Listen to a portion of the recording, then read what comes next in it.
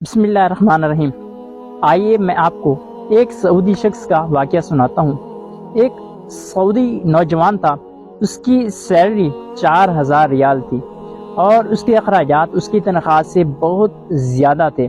हर महीने उसको कर्ज लेना पड़ता और इस तरह वो कर्जों की दलदल में फंसता जा रहा था। अब उसका यकीन हो गया कि उसकी ज़िंदगी ऐसे ही गुजरेगी। एक मरतबा वो अपने दोस्तों की महफिल में गया तो वहाँ पर एक साहिब राय, उसका एक दोस्त था। उसको इसने बातों बातों में अपनी कहानी सुना डाली। उसने उसे मशवरा दिया कि आप अपनी तनख्वाह में से कुछ सदका के लिए मुख्तस करो। अब वो शख्स कहने लगा कि मेरी तनख्वाह तो बहुत कम है और मेरे अखराजात बहुत ज़्यादा हैं। मेरी तनख्वाह मेरे अखराजात को पूरी नहीं होती और आप कह रहे हैं कि मैं सदका दूं।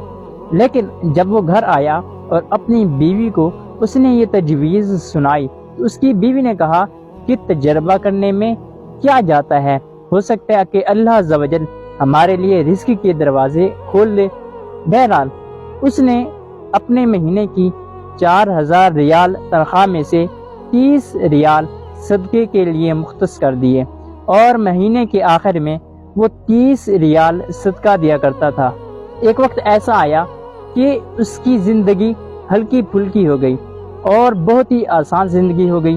उसका बोझ हल्का हो गया और वो कर्जों के बावजूद भी खुद को नॉर्मल महसूस करने लगा और उसने कसम खाकर यह हाल सुनाया कि खुदा की कसम, सदका देने से मेरी तमाम मुश्किलात आसान हो गईं और मेरी तमाम मामलात हल हो गए।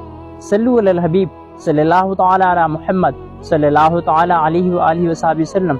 इससे ये सबक मिलता है कि सदका माल को बढ़ाता है, माल को कम नहीं करता।